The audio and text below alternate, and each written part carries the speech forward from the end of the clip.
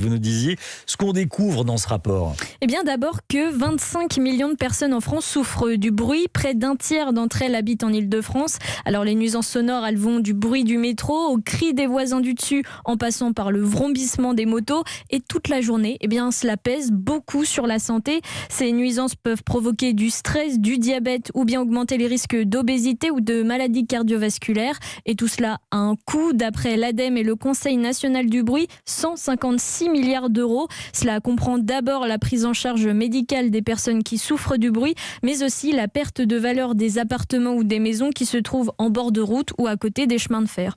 Alors des mesures sont mises en place pour réduire cette pollution sonore. Des radars anti-bruit vont par exemple être testés dans 8 villes, dont Paris, Nantes et Nice. Le but, c'est de verbaliser les deux roues trop bruyants pour soulager les oreilles des riverains. Des radars anti-bruit. Merci beaucoup, Océane. Bonjour, Lauriane Rossi.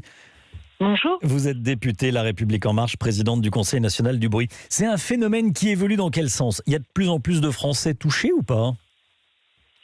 Oui, il y a non seulement de plus en plus de sources de pollution sonore, qu'elles soient issues des transports, des activités de voisinage, des activités industrielles, etc. Et puis une exposition qui s'aggrave vis-à-vis de ces nuisances, vis-à-vis de ce bruit. Et nous avons beaucoup de personnes, des millions de personnes dans notre pays qui sont exposées à ce que l'on appelle le cumul de bruit, c'est-à-dire une exposition à une pollution sonore multiple, ah oui, avec des pathologies on habite le long d'une route très passante et il y a des avions qui passent au-dessus ou un chemin de fer. C'est ça, le multiple exposition ? Oui, tout à fait. Vous pouvez habiter à côté d'une voie ferrée ou d'un grand axe routier ou d'une ligne de métro et puis subir aussi les nuisances de voisinage, qu'il s'agisse d'un voisin, qu'il s'agisse d'une activité industrielle ou événementielle, musicale, pas très loin de chez vous. Effectivement, la densification notamment des métropoles a, je crois, provoqué aussi cette augmentation du bruit. Et on l'a vu d'ailleurs pendant le confinement. On a rendu d'ailleurs une étude avec le Conseil national du bruit pour analyser la baisse sonore pendant la période de confinement et on voit bien que ça repart à la hausse, ça repart de plus belle et que beaucoup de nos concitoyens n'en peuvent plus. Et comment on règle ça ? Comment est-ce qu'on joue sur quel levier ? On met des doubles vitrages ? Qu'est-ce que vous pouvez proposer comme solution ? Alors, que ce soit à l'Assemblée nationale en tant que députée et puis au sein du Conseil national du bruit que je préside, on a formulé beaucoup de propositions, tout d'abord pour réduire ce bruit à la source.